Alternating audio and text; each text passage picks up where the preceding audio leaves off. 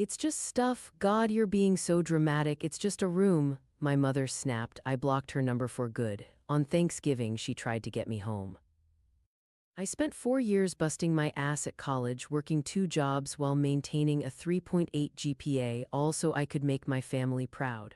I was the first one to get a degree. I thought coming home would feel like, well, coming home. Instead, I walked into a house where I no longer existed. The drive back had been filled with a weird mix of excitement and anxiety. 4 years of instant ramen, sleepless nights, and endless term papers had finally paid off. I had my psychology degree in one hand and a mountain of student debt in the other, but damn it, I'd done it. 22 years old, first in my family to graduate and ready to start the next chapter. The plan was simple: move back home temporarily, land a job in my field, save up for a few months, then get my own place. Mom knew I was coming. We'd talked about it for weeks. She'd even sent a half-hearted congrats text when I sent her pictures from graduation. No flowers, no card, no showing up to the ceremony despite my offering to help with gas money. But whatever, I'd stopped expecting grand gestures years ago. Looking back, the signs were all there, like neon warning lights I'd deliberately ignored. When I was 16, Mom took the $300 I'd saved from my summer job to buy my cousin Dylan a PlayStation because he was going through a rough time after his mom started dadding again. My college application fees, I worked extra shifts at Dairy Queen to cover those myself. When I got accepted to state with a partial scholarship, Mom barely looked up from her phone. But when Dylan got his GED after dropping out 3 years prior, she threw him a party and invited the whole family.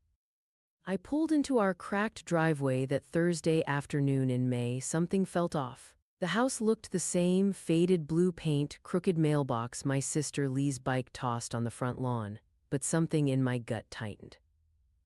I grabbed my suitcase and the small box of graduation gifts from friends, feeling the humid air press against my skin. The door was unlocked. I stepped inside and called out, "Hello, I'm home." Lee appeared from the kitchen, now 16 and taller than when I'd last seen her at Christmas the year before. Her expression was strange, a forced smile that didn't reach her eyes. "Hey," she said, giving me an awkward half-hug. "You're back?" "Yep, finally done with exams forever. Where's Mom?" "At work, she'll be home around 6. Lee shifted her weight from one foot to the other. "So, how was the drive?" Something in her voice made my stomach drop, but I brushed it off. "Fine, just ready to crash in my own bed for once. Those dorm mattresses were killing my back." Her eyes darted away. Amber." But I was already heading down the hallway to my bedroom, dragging my suitcase behind me. The door that used to have my handmade Amber's Room sign now had a Batman poster taped to it. My hand froze on the doorknob. "What the hell?" I murmured, pushing the door open. The room that had once been mine, pale yellow walls covered with my honor roll certificates and favorite band posters, the twin bed with the purple comforter I'd saved up for, the desk where I'd studied for the SATs, was gone. Completely gone. The walls were now gray. A queen bed with rumpled dark sheets took up most of the space.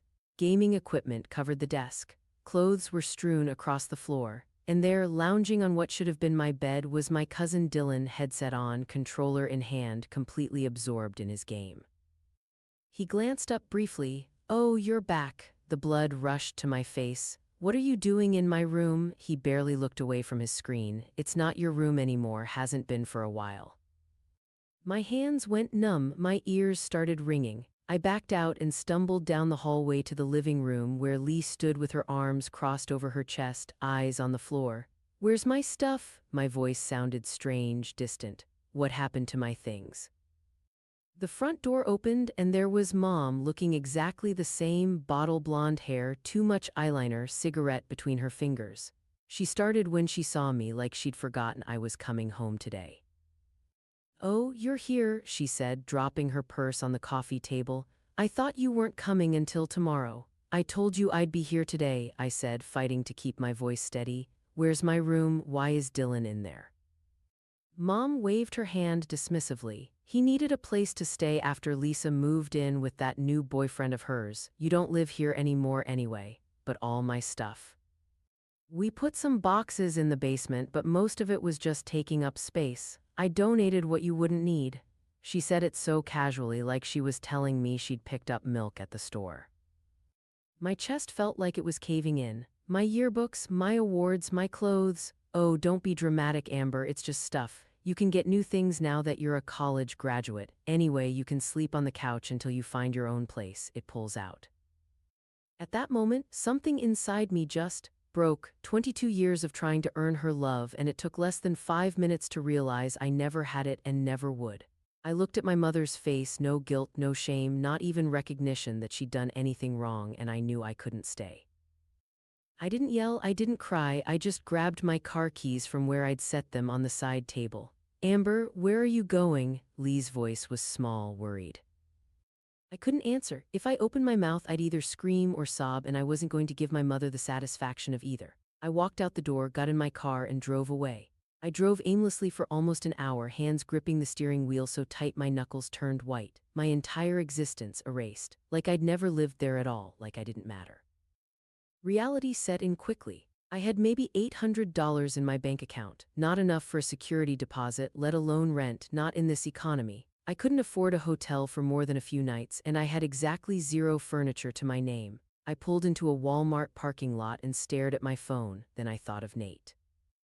Nate and I had been neighbors growing up, inseparable until his family moved to the nicer part of town when we were 15.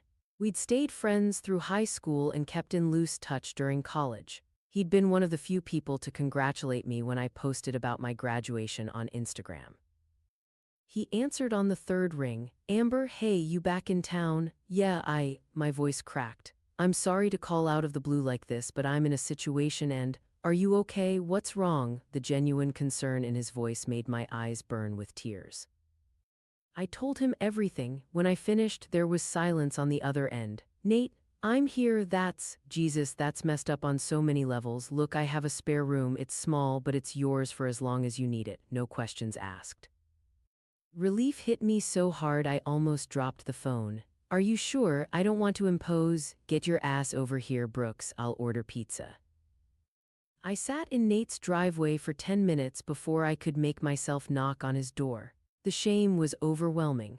I'd worked so hard to build something for myself, and here I was, homeless and begging for help barely a week after graduation.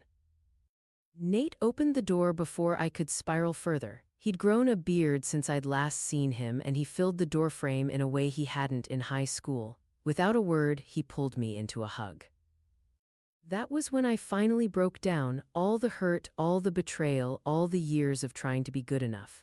It came pouring out in ugly, heaving sobs against his shoulder. He just held me there on his porch, not saying anything, letting me fall apart. Inside, the spare room was small but clean. A twin bed with fresh sheets, a nightstand with a lamp, a tiny closet. It wasn't much, but it was 1,000 times more consideration than my own mother had shown me. That night, I didn't sleep.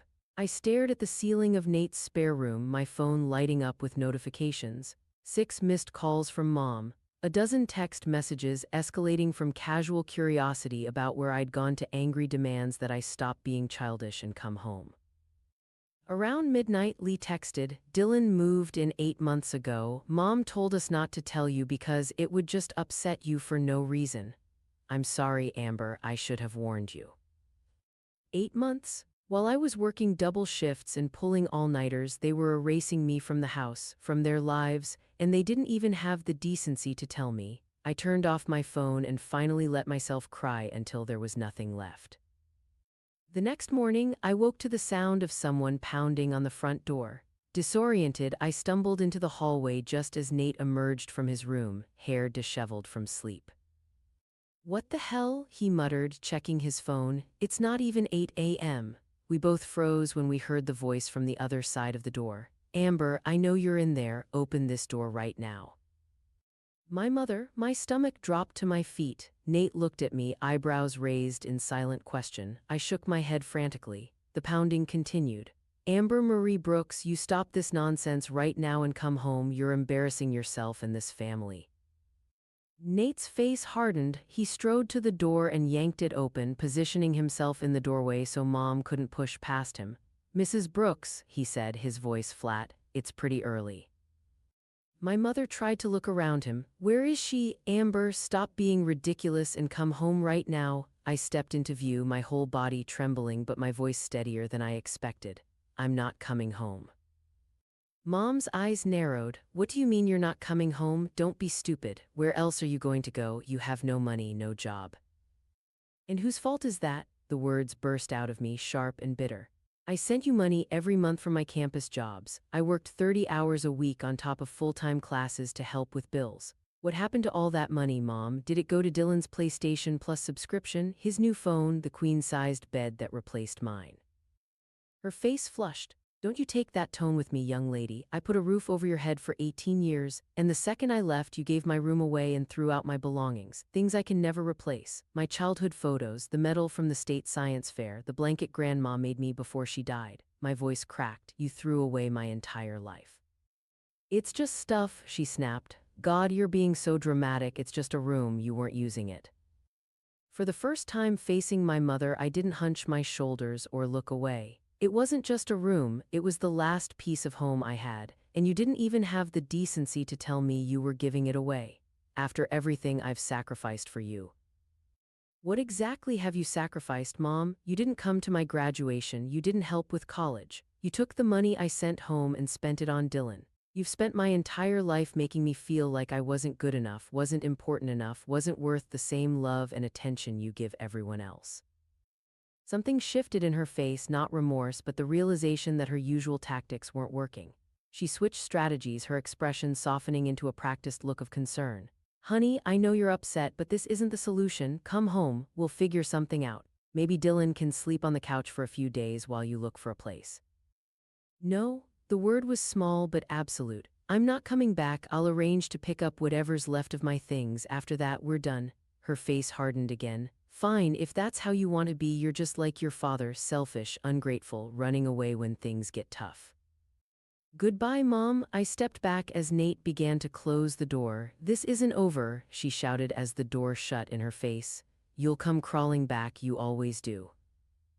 But I wouldn't. Something in me had broken yesterday, but today I realized it was the chains I'd put on myself. The desperate need for her approval, the belief that if I just tried harder, achieved more, she'd finally love me the way I deserved to be loved. The aftermath was predictably ugly. Mom launched a full campaign to paint me as the villain of our family drama. She posted vague, passive-aggressive prayers for my troubled daughter on Facebook. She called every relative who would listen, spinning a story about how I'd had some kind of mental breakdown after graduation and was lashing out at her for no reason. Flying monkeys descended. Aunts and uncles I barely talked to suddenly had very strong opinions about how I should be more understanding of my poor, hardworking mother, how family was everything, how I was being ungrateful. I blocked her number after the 15th guilt trip text. I unfriended the relatives who kept tagging me in their family is forever memes. I changed my privacy settings so Mom and her enablers couldn't see my posts. Only Lee maintained contact, though she had to do it secretly. At 16, she was stuck in that house for at least 2 more years. Our conversations were strained at first. She felt guilty for not warning me, and I was still raw from the betrayal, but we slowly rebuilt our relationship on new terms. Dylan lost his job, she texted me one night 3 weeks after the incident. Mom keeps saying you'll be back once you get over yourself. But you're not coming back, are you? No, I replied, I'm not. Meanwhile, I threw myself into job hunting with desperate intensity. I applied to everything remotely related to my degree. I took personality tests, wrote cover letters, sat through awkward Zoom interviews with my one good blouse carefully positioned in frame. Nate was a godsend through all of it. He never made me feel like a burden, never rushed me to figure things out.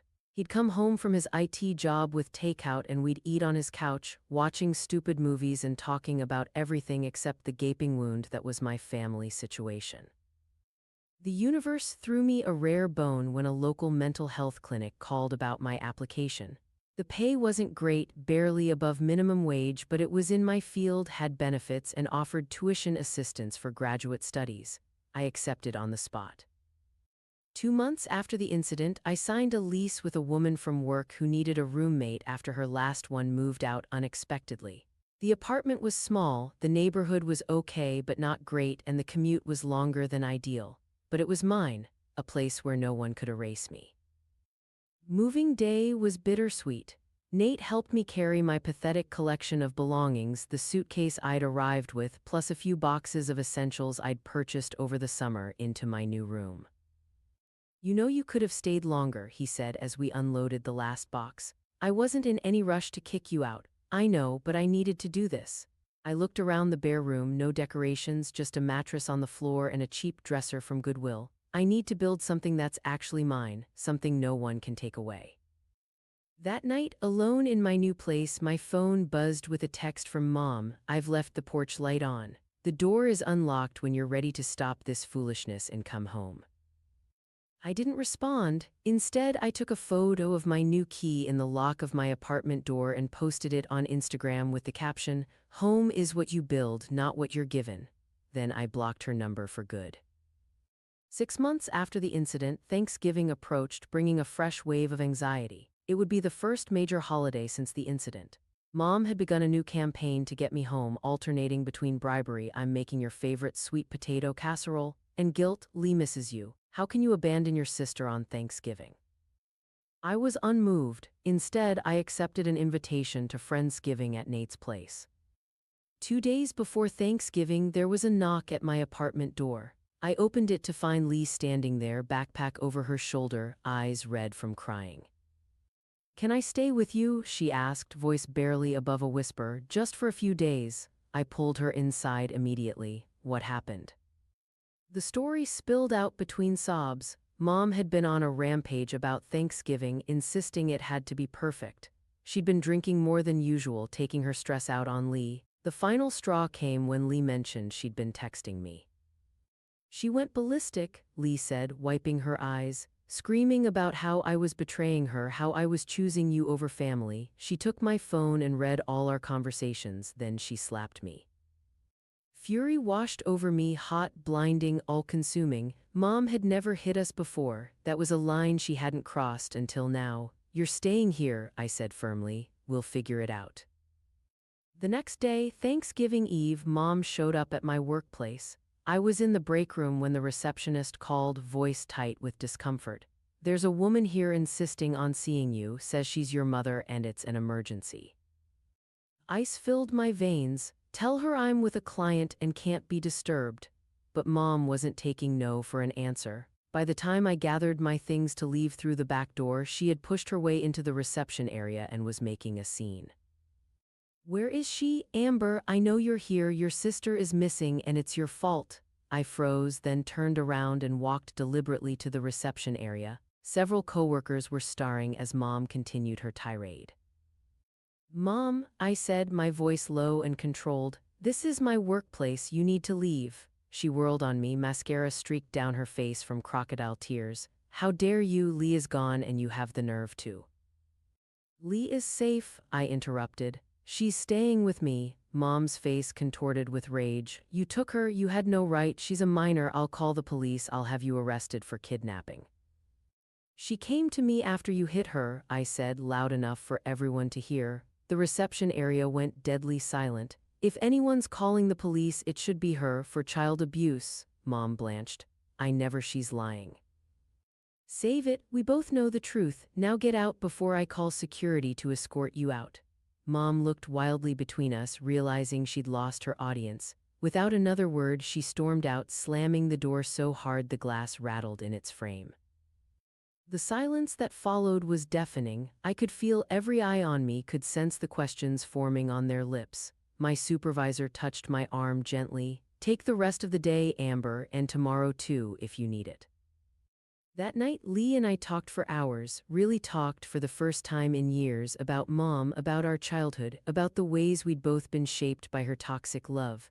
"I always thought you were the lucky one," Lee confessed. "You got out, you went to college, you built a life without her."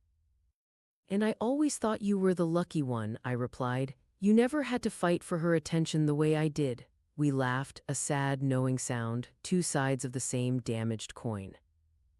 On Thanksgiving Day, we went to Nate's parents' house. They welcomed Lee with the same warmth they'd always shown me. We ate too much, played board games, watched holiday movies. Not once did anyone pressure us to talk about Mom or what had happened. It was just normal, peaceful.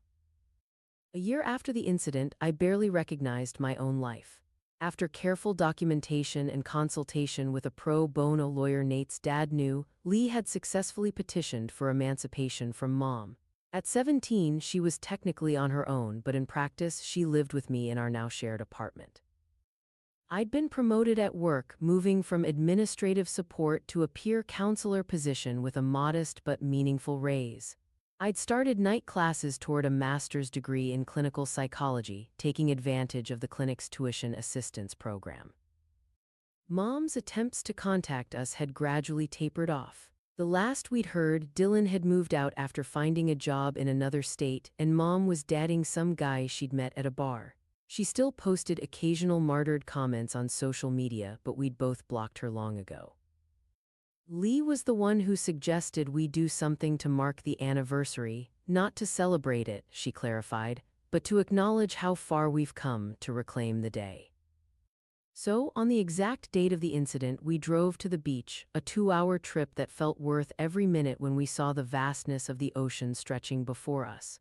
We sat on the sand as the sun began to set, the May air warm against our skin. "Do you ever miss her?" Lee asked quietly. I considered the question carefully. I miss the mother I should have had, the one who would have been proud of me at graduation, who would have helped me move into my dorm and cried when she said goodbye, who would have kept my room as a place I could always come back to. I dug my toes into the cooling sand. But the mother we actually had, no, I don't miss her at all. Lee nodded, understanding. I used to think there was something wrong with me for not feeling sad about cutting her off, like I was supposed to be more broken up about it. That's what they want you to think, that family is everything, no matter how toxic, that you're obligated to keep taking the poison just because you share blood. I watched a seagull dive into the waves. But we get to decide what family means to us, we get to build something better.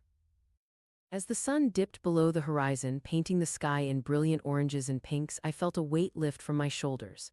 The room she'd erased wasn't my home anyway. I'd built something better, a life that was truly mine. One where I was valued, respected, and loved. Not because I'd earned it through achievement or obedience, but simply because I deserved it.